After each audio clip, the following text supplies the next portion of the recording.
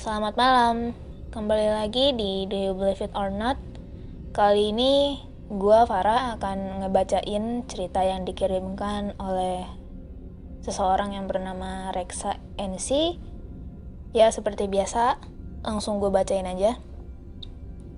Halo, perkenalkan, aku Reksa Adi, umur 25 tahun. Di sini aku mau ceritain sedikit pengalaman mistis sekaligus traumatis. Dulu, saat aku masih kecil, aku sering banget bisa melihat sosok makhluk menyeramkan, mulai dari hantu anak kecil, sosok bayangan hitam tanpa wajah, sosok besar hitam seperti genderuwo, makhluk setengah hewan, tubuh ular, buaya tapi kepala manusia. Tapi, syukurlah, aku sekarang udah gak bisa melihat sosok makhluk tak kasat mata lagi setelah aku menangis dan mengucapkan kata, "Moh, aku gak gelem delok maneh, medeni menedito," yang artinya, enggak, aku gak mau lihat lagi.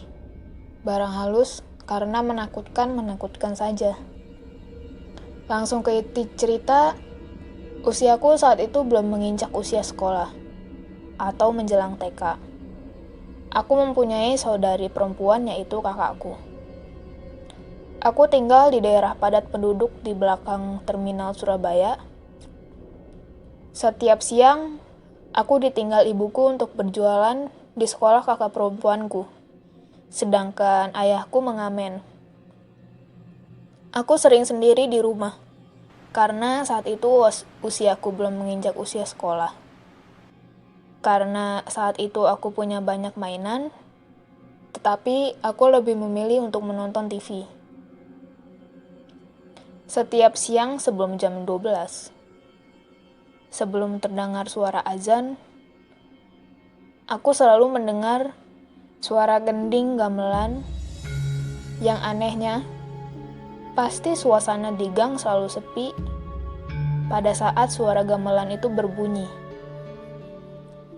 Dan di saat suara gamelan itu tidak ada, suasana gang di rumahku itu rame dan ada aja yang lewat. Di saat bunyi gamelan terdengar, aku selalu mulai gelisah. Karena pasti aku selalu melihat ada sosok makhluk setengah tubuh, separuh sebelah kanan, seolah terpotong vertikal, dan penuh darah dengan mata melotot lirik kanan kiri. Bibir bergetar seolah menggumam, dan dia bukan berjalan ataupun loncat, tapi seperti bergoyang. Setelah dia berjalan beberapa meter ke depan, dia selalu berhenti di depan rumahku dan kemudian dia menatapku. Dan setelah beberapa saat lalu, dia menghilang. Ya, seperti itulah bentuknya. Dan itu terjadi setiap hari. Awal-awal, aku selalu takut untuk cerita ke orang tuaku. Kejadian terus berlanjut, sampai suatu siang terjadi lagi dan terulang kembali seperti saat itu. Dan aku masuk rumah setelah mendengar suara gending gamelan, berlari dan sembunyi ke kolong tempat tidur sambil menatap ke arah pintu. Dan pintu gak aku tutup.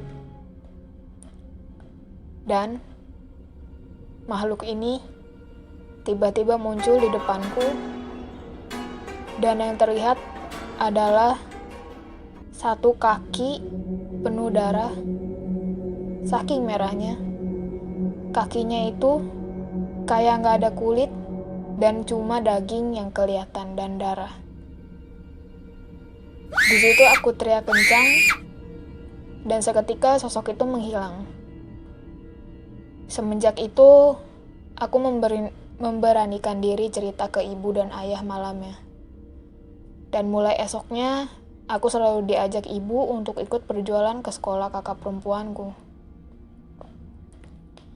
Itu aja yang aku bisa ceritakan. Hanya saja itu pengalaman nyata atau horor yang bikin aku trauma ketakutan. Lain kali, kalau ada waktu, aku akan berbagi cerita tentang sosok anak kecil yang menemaniku di rumah sakit saat ibuku dirawat persalinan. Terima kasih.